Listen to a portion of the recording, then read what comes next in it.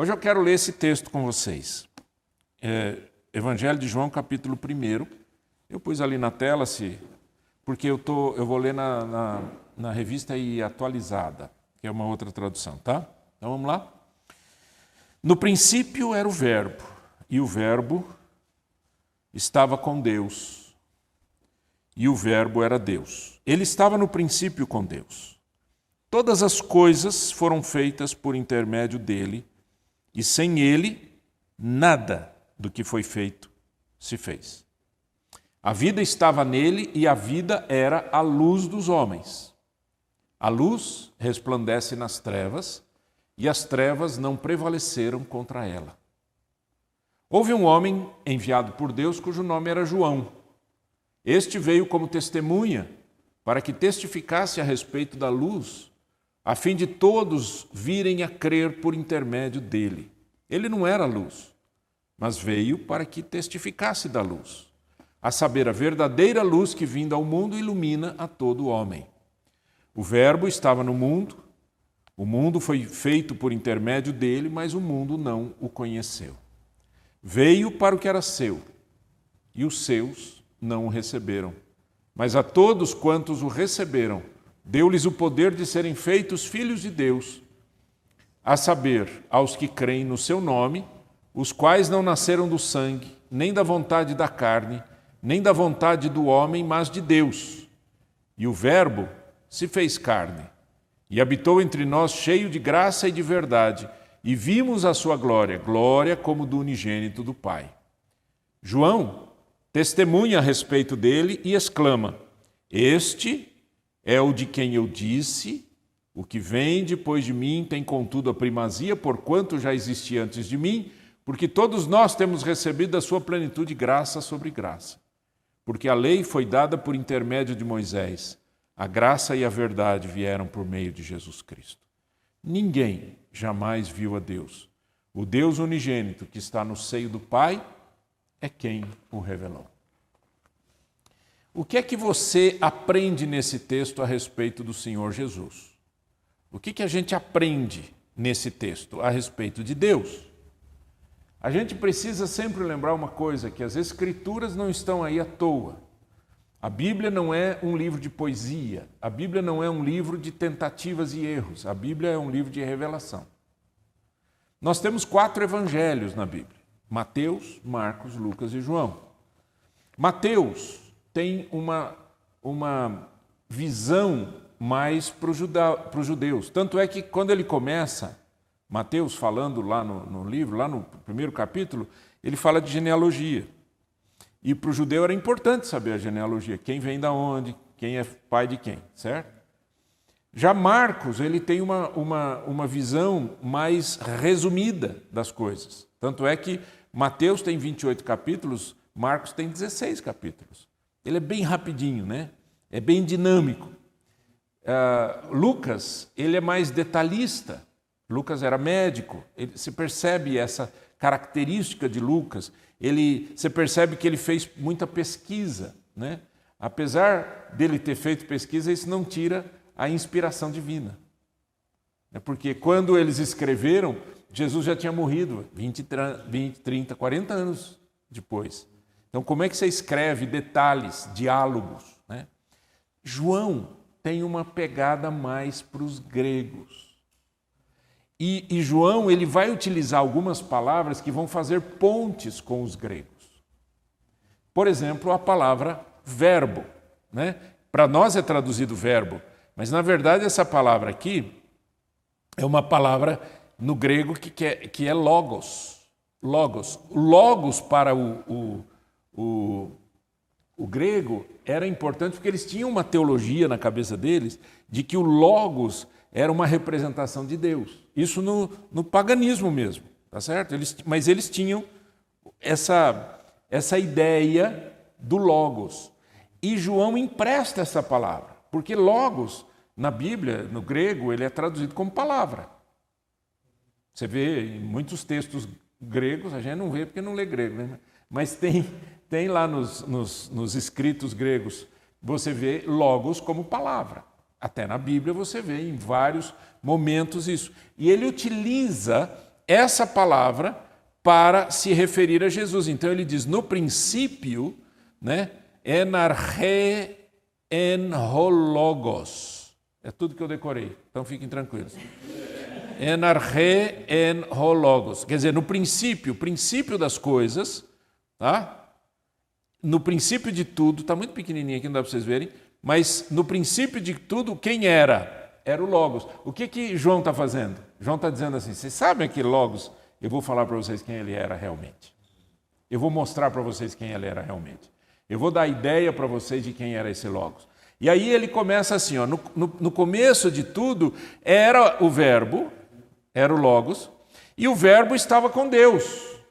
Ah, que legal, o Verbo estava com Deus. Poxa, então aquele Logos que a gente acredita, ele estava com Deus? Estava. Mas não só isso, o Verbo era Deus. Quem não acredita na divindade de Jesus tem que tirar esse verbo, esse escrito da Bíblia. Como muitos outros. Tá? Então, quem olha para isso e diz, espera um pouquinho, ele está falando de quem? É óbvio que ele está falando de Jesus, porque ele vai falar sobre isso, né? E aí ele diz, no princípio era o Verbo estava com Deus e o Verbo era Deus. Não é o Verbo era parecido com Deus, não era o Verbo apenas estava presencialmente com Deus, mas ele era Deus. Quando? Na criação de todas as coisas. Por isso que ele diz, ele estava no princípio com Deus e todas as coisas foram feitas por intermédio dele. E sem ele, nada do que foi feito se fez. Qual que é a identificação que João está fazendo aqui? O Logos é Deus, o Deus criador de todas as coisas. Eu gosto de pensar sempre o seguinte, gente. Quando eu leio a Bíblia, eu digo assim, qual é a aplicação disso para a minha vida? Por exemplo, quando você crê e fala e acredita no Deus Criador, a minha pergunta é, o que é que o Deus Criador tem a ver com a sua vida? Aí você vai dizer assim, ele me criou, beleza, e ele criou o mundo, ótimo. Mas não dá uma sensação de que parece que Deus criou o mundo e acabou? Criou, já tudo que tinha que criar já criou, então já acabou o serviço dele, né? Será? Deus continua criando. Ele não cria só coisas, ele não cria só natureza, ele não cria só... Mas todo o nascimento de um bebê é uma criação divina. Deus cria do nada as coisas que dão sentido para a nossa vida espiritual. Deus cria momentos, Deus cria oportunidades. Deus continua criando. E Ele o faz através do Filho. Percebeu aqui? Porque lá em Gênesis capítulo 1, versículo 1, diz o quê? Vocês lembram?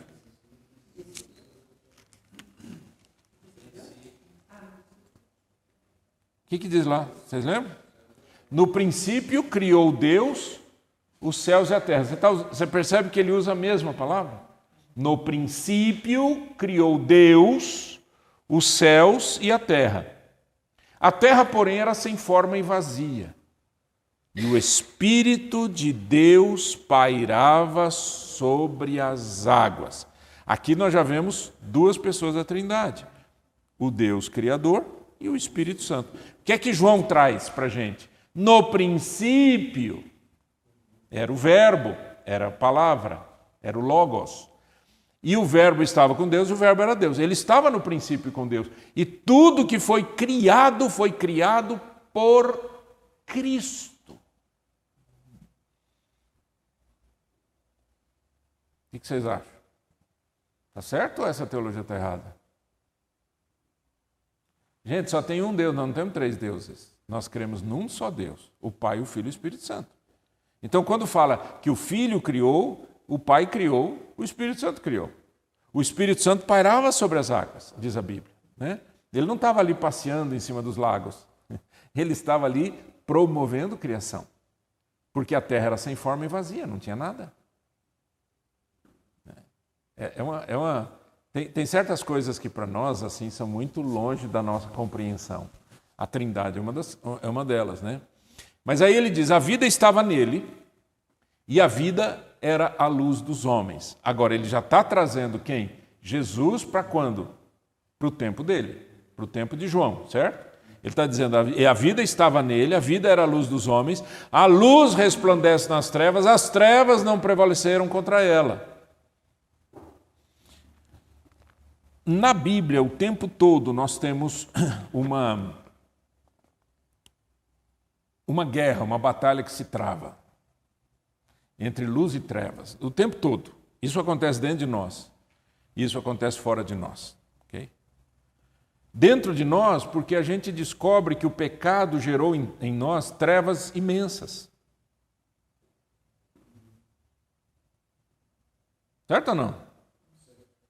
Você vê, as pessoas são tão bonitinhas, tão macaninhas, tão cheirosinhas, tão arrumadinhas, tão educadinhas, até que alguém pisa no calo delas. Quando as pessoas são ou injustiçadas, ou pressionadas, alguma coisa tira você daquele mundo que você controla, daquela zona de conforto, é o suficiente para as trevas aparecer. Não é assim. Por quê? Porque nós somos pessoas criadas em Deus, mas que perderam isso por causa do pecado.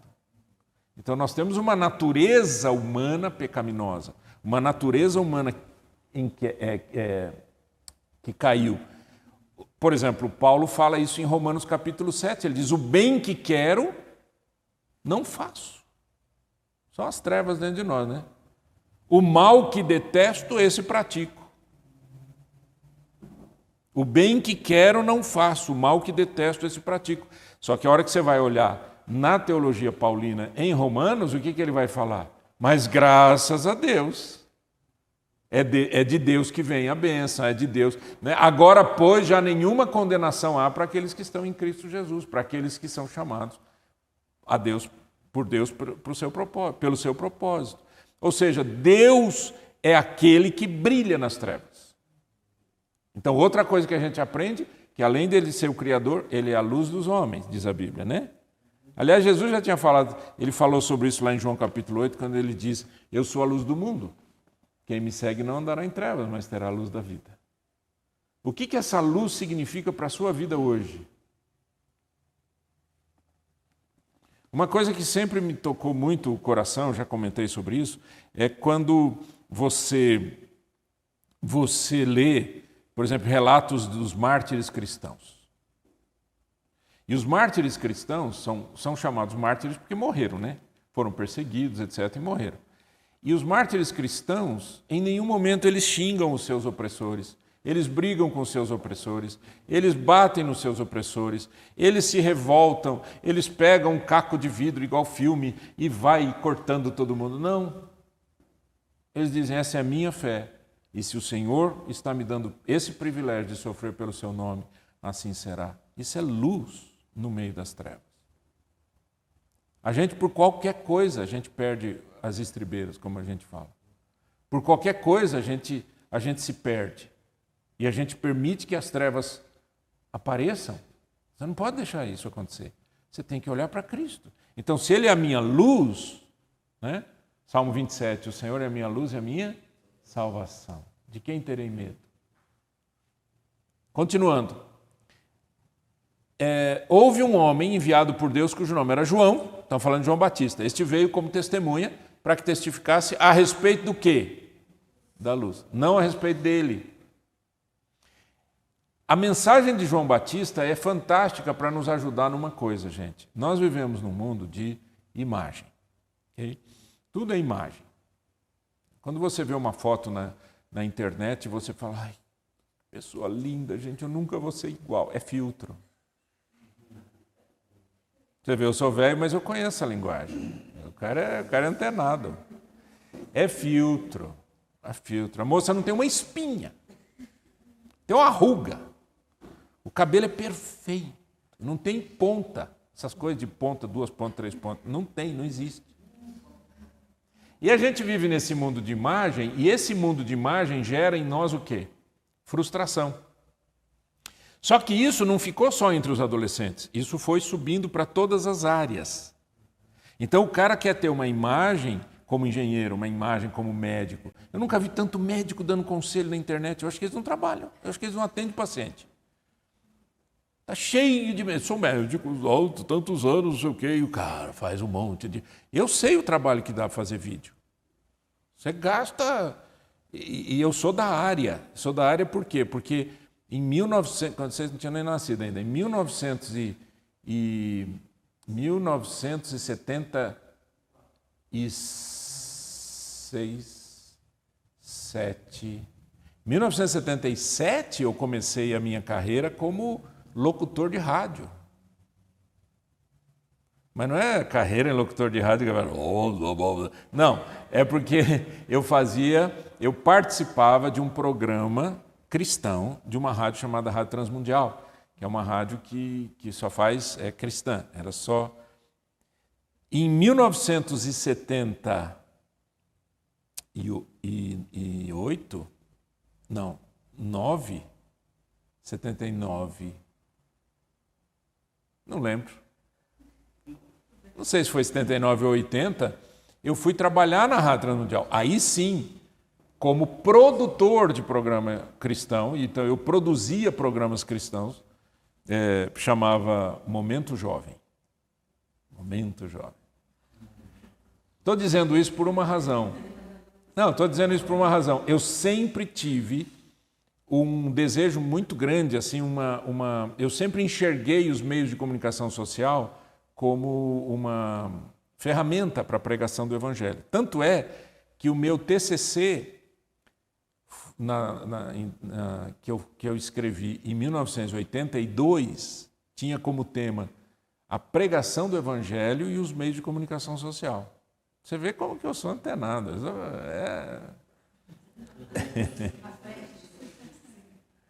Então, e depois eu fiz programa de rádio, depois fiz programa de televisão, tive 2 programas de televisão. E então a câmera não é problema para mim, certo? Mas mesmo assim, você tem que se preparar, tem que fazer bem feito. Quem não está acostumado com isso, quem não sabe utilizar isso, gasta muitas horas. Por isso que eu falei, eu acho que os caras não estão atendendo as pessoas, estão fazendo um videozinho para dizer para a gente que café é ruim, café é bom, ovo é ruim, ovo é bom, né? E a gente fica completamente louco e perdido. Mas voltando à questão da imagem, sabe onde que a questão da imagem chegou? Na igreja. E aí o negócio é sério. Por quê? Porque pastores, pastoras, missionários, missionárias, obreiros e obreiras querem aparecer. Sabe o que João Batista queria? Que a luz aparecesse. Ele disse, é necessário que ele cresça e eu diminua. Ele cresce e eu diminuo. Eu cheguei aqui, estou batizando vocês, etc. Vai chegar uma hora que ele vai aparecer, ele vai crescer e eu vou desaparecer. E desapareceu mesmo. Perdeu a cabeça, morreu, né? Então houve um homem enviado por Deus cujo nome era João, esse veio como testemunha para que testificasse a respeito da luz, a fim de todos virem a crer por intermédio dele. As pessoas creem por intermédio da gente, mas nós não somos a luz que atrai as pessoas. Entenda isso. Nos meus anos de ministério, uma das coisas assim que eu via muita tristeza no coração dos cristãos era assim, eu estou orando tantos anos para uma pessoa e tal, não sei o que, para que ela se converta. Entenda uma coisa, a sua obrigação é anunciar o Evangelho de Cristo. O resultado vem de Deus, não é seu. A gente ora, vai continuar orando, a gente vai continuar amando, a gente vai continuar querendo ajudar as pessoas, mas não está na minha mão. E aí vem outras doutrinas muito sérias que muita gente não entende, mas vamos continuar. No verso 10 diz, o verbo estava no mundo, está falando de Jesus, o verbo estava no mundo, o mundo foi feito por intermédio dele, mas o mundo não o conheceu. Dá uma sensação de frustração, né? O Senhor Jesus criar todas essas coisas e a hora que ele chegou, ele foi dispensado, né? Apartado, separado, né? E crucificado, né? Mas louvado seja Deus que ele veio para morrer a nossa morte, para morrer o nosso pecado, para nos dar condições de viver. Mas a todos quantos o receberam, deu-lhes o poder de serem feitos o quê? Então, quem recebe a Cristo é filho, e quem não recebe a Cristo? É criatura, não é filho. Então aí a gente já sabe que aquele ditado popular que diz: gente, eu também sou filho de Deus, todos são filhos de Deus. É mentira, não é assim.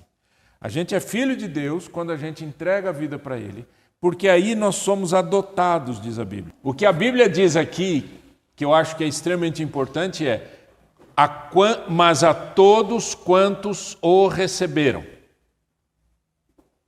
A todos quantos o receberam. O que quer dizer receberam? Existe uma palavra muito utilizada, uma frase muito utilizada pelos cristãos que diz assim: eu aceitei Jesus. Certo? Vocês acham que essa palavra está certa ou errada baseado naquele versículo ali?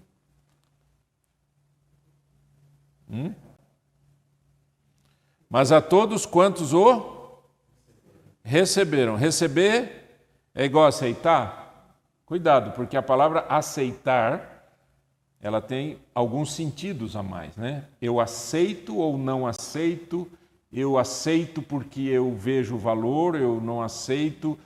Tem uma série de questões aí. Mas existe um ponto que é muito sério, que é: as pessoas, quando recebem a Cristo, elas recebem a Cristo porque elas são boas?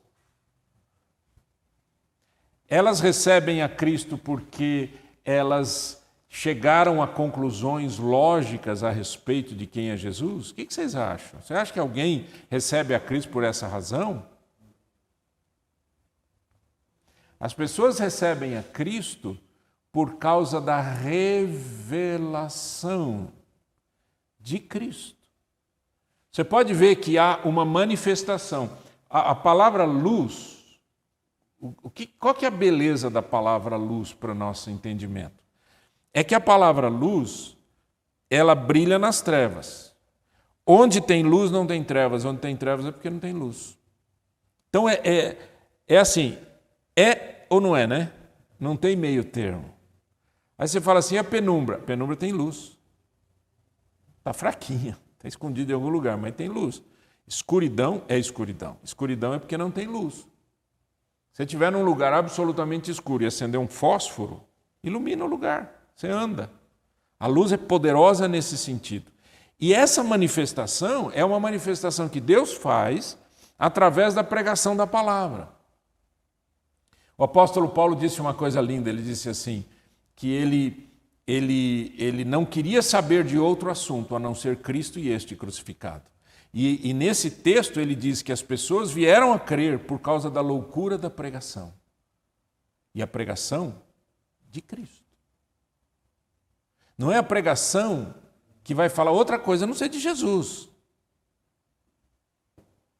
Né? Eu acho que todo mundo que está aqui já, de alguma maneira, já ouviu pregações que não tem nada de pregação, né? Você sabe que isso não é velho, isso é antigo. Isso é muito antigo. Deixa eu contar uma coisa para vocês. Vocês já ouviram falar dos puritanos? Os puritanos, eles aconteceram na história por conta de uma revolta a uma perda completa do evangelho pela igreja de então, principalmente na Inglaterra.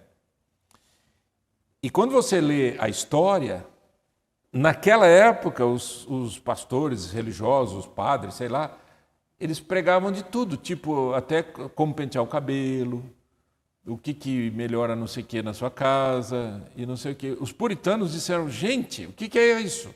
Isso não é evangelho. E eles voltaram-se para as Escrituras e disseram: o que é importante? Foi o que aconteceu também, né?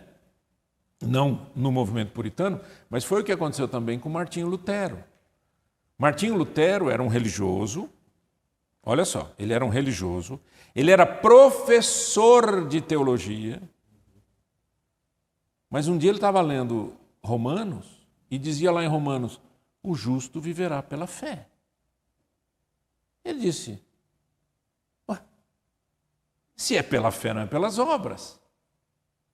Se é pela fé, não depende do meu poder, da minha interpretação, do meu entendimento.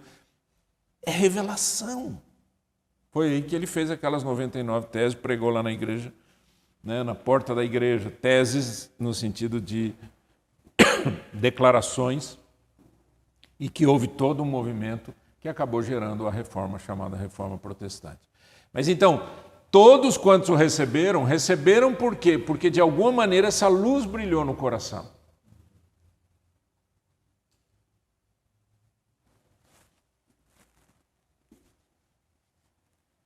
Quando Paulo se converteu, tem uma frase muito bonita que diz assim: envio-te para lhes abrires os olhos, das trevas os converteres à luz e do poder de Satanás a Deus. Essa é a sua missão, Paulo. Envio-te para... O que eu falei? Envio-te para o quê? Vocês viram por que a gente precisa sempre ler e estudar? Porque a gente esquece. Eu ouvi uma palavra e não lembro a outra palavra, né? Envio-te para lhes abrires os olhos. Por que abrir os olhos? Lá em Coríntios, 1 ou 2 Coríntios, deixa eu ver aqui. 4:4.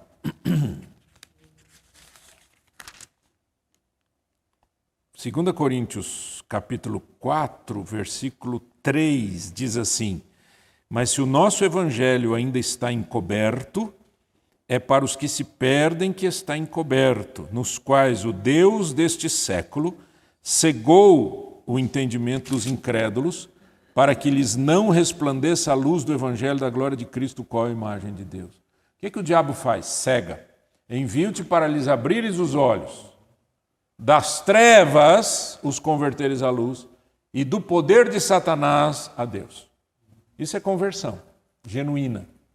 Então a conversão não nasce em mim, é uma revelação e é o poder de Deus que se manifesta para me tirar das trevas.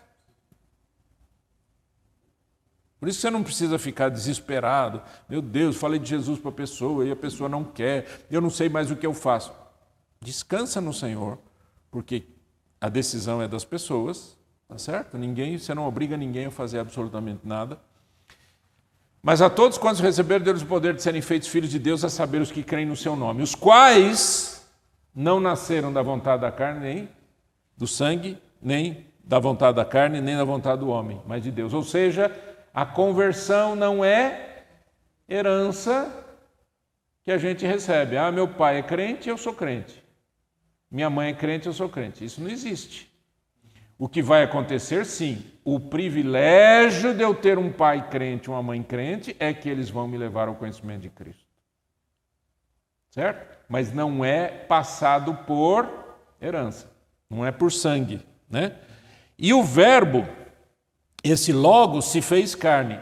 Aqui, João está chegando forte, com os dois pés nos gregos. Por quê? Porque o Logos para o grego era uma energia, como é na cabeça de muita gente. Para quem é Deus para você? Uma luz, uma energia, algo lindo, maravilhoso, não sei o quê, mas ele encarnou-se. Só que isso era um escândalo para quem? Para gregos e judeus. Deus se encarnar? Não. Por quê? Porque a limitação humana é uma limitação muito grande. Como é que ele vai se encarnar? Não pode, né? E aí ele diz, não, ele se encarnou, ele se fez carne e habitou entre nós. E nós vimos a sua glória, glória como do unigênito do Pai. O que quer dizer unigênito, gente? Filho único, certo? Esse verbo que se fez carne, ele habitou entre nós cheio de graça e verdade. Okay? Agora, dá uma olhada na continuação do texto, como que a gente tem que ler a Bíblia. Olha lá. João testemunha a respeito dele e exclama: este é o de quem eu disse, o que vem depois de mim tem contudo a primazia, porque já existia antes de mim. Opa! Como existia antes de mim? Vocês sabem que João era mais velho que Jesus, né? Hã? 6 meses, eu acho. Alguns meses, né? Agora, quando ele fala de Jesus, ele diz, ele era antes de mim. Porque ele tinha revelação. Ele não aprendeu isso em livro nenhum. Isso é revelação. Ele tinha revelação de que Jesus não era o primo dele. De que Jesus era a encarnação do Pai. Porquanto já existia antes de mim. Porque todos nós temos recebido da sua plenitude graça sobre graça. A lei foi dada por intermédio de Moisés e a graça e a verdade vieram por meio de Jesus Cristo. Ninguém jamais viu a Deus, o Deus unigênito que está no seio do Pai é quem o revelou. O unigênito revelado aqui em cima, a respeito de Jesus, é o unigênito que revela o Pai, mas diz, ninguém jamais viu a Deus, o Deus unigênito. Ele não fala o Filho unigênito. Quem não enxerga Jesus como Deus tem que pegar esse texto e tirar da Bíblia. Quem tem autoridade para fazer isso? Ninguém, né? Certo? Estão entendendo? Então, o que a gente aprendeu de Jesus hoje? Quem é Jesus? Vamos rapidinho. Primeiro, quem é Jesus? Deus. Certo? Quem mais? Criador. Todas as coisas foram feitas por Ele. Quem mais? A luz que brilha, a vida está em Cristo, a vida é a luz dos homens, a vida de Cristo é a luz dos homens. Os seres humanos, para poderem viver, precisam dessa vida que está em Cristo. A luz é Jesus. O que mais? A luz não é o pregador. Ele falava a respeito da luz, não, ele não era a luz. Quando perguntaram para João assim, quem é você? Ele disse, eu sou a voz do que clama no deserto, preparai o caminho do Senhor. Eu sou apenas um mensageiro. Né?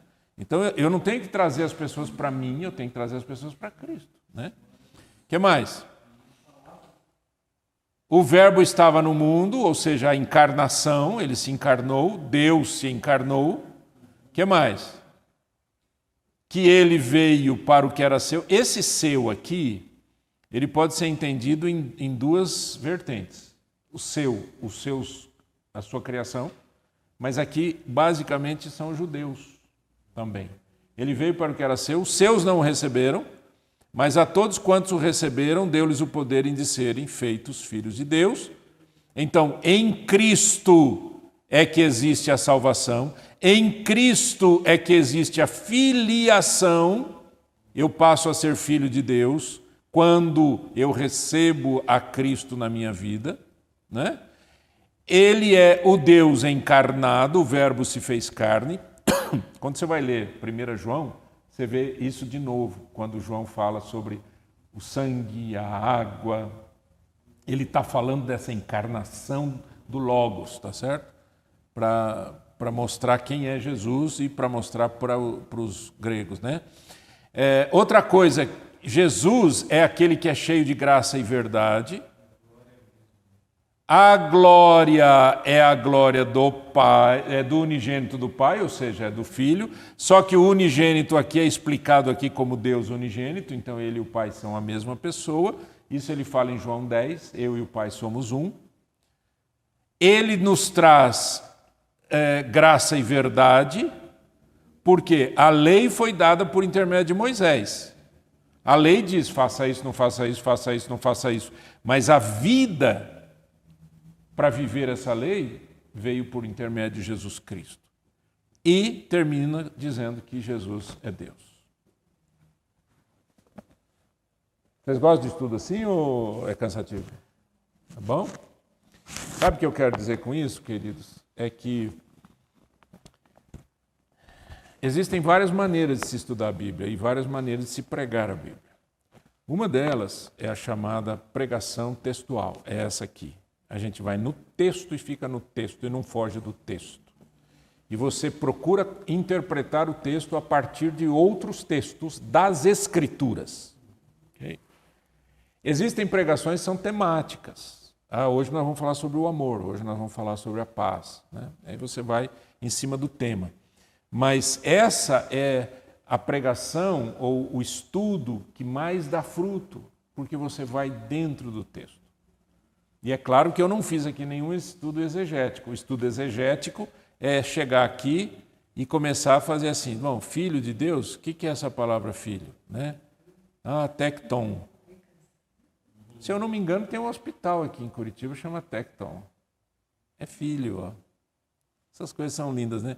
Ai, pastor, que lindo esse programa. Esse programa chama-se Olive Tree, a árvore oliveira, né?